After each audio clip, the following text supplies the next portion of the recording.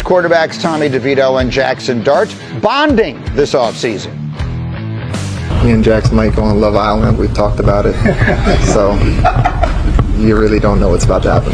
You guys watching Love Island together? We have. I can't say we do it every night, but from time to time when we get it off day, yeah, we watch it, we talk about it. Kmart, you had the same reaction I did when we saw this story yesterday, which was? I'm so sick of Love Island. I've never seen it. I literally, in the past 3 days, 9 people have come up to me like, Love Island this, and Hood of this, and a baby this. I don't know what you people are talking about, but I do not care. Okay, no, I just wanted you to say that because it makes me feel better about having no idea what he meant. The difference between you and me is that was the first time I became aware there was a show called Love Island.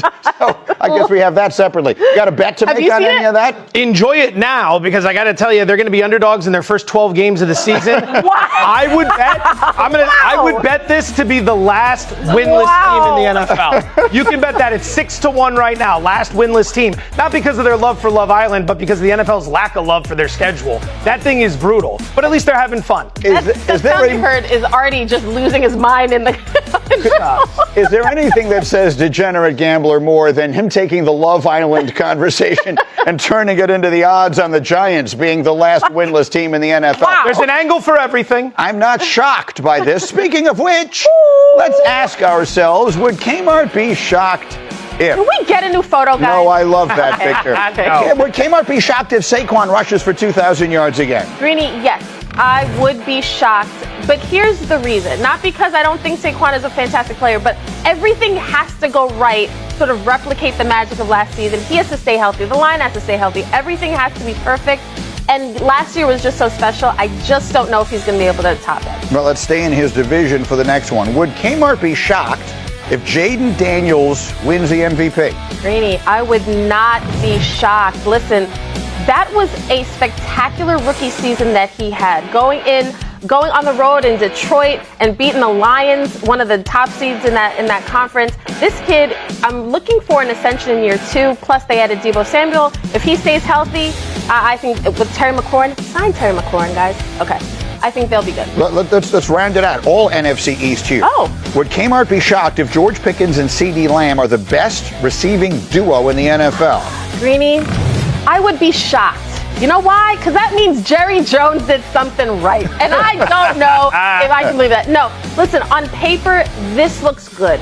But I'm actually more intrigued by Puka Nacua and Devontae Adams in LA. I think this duo can be good, but there's still a lot of question marks with George Pickens. Yeah, look, best in the NFL is a very big statement. Yes. Can they be outstanding? Yes. That's an interesting question. A couple days ago on ESPN.com, our Jeremy Fowler released an article talking to executives about their favorite offseason moves, and here's one of them about George Pickens. Quote, "He'll be a big piece there. When he's covered, he's really open. I know the concerns are there, but I think having an already established passing game with veterans to help him along and the fact he's in a contract year will help keep him in line. If you can tap into what he can do fully, his major ability will shine through." When I have wide receiver questions, I turn to Harry Douglas, and Harry's got tape this morning. What do we see from George Pickens in a Cowboys uniform, Harry?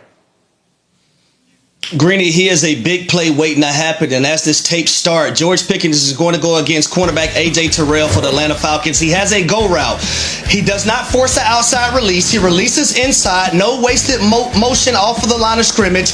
Does a great job getting inside, but he understands that I have to get back to that imaginary red line so the quarterback can have a window to throw this football.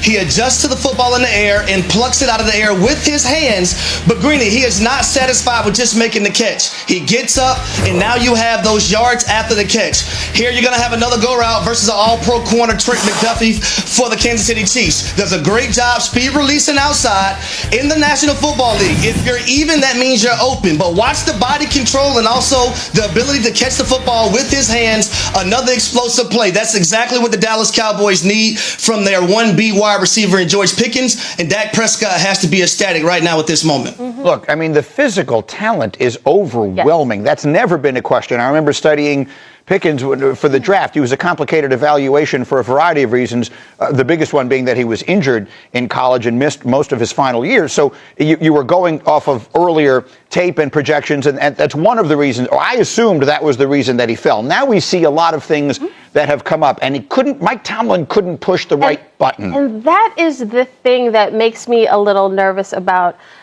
how to evaluate what George Pickens can be in Dallas. I think Harry did a great job outlining the skill set, but talking year after year to DBs in the AFC North about facing George Pickens, they would say, you get physical with him early in the game, you get in his head, and then you can see, not that he's rattled, but you can just see that you're in his head, and it kind of takes the focus away. Questions about maturity.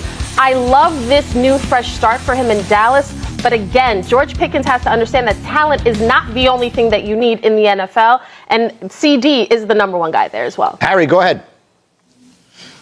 Yeah, that normally happens for a wide receiver when you don't have a quarterback of the caliber of Dak Prescott.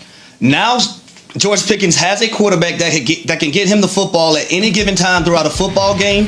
So it may limit a lot of that frustration that George Pickens had while he was in Pittsburgh.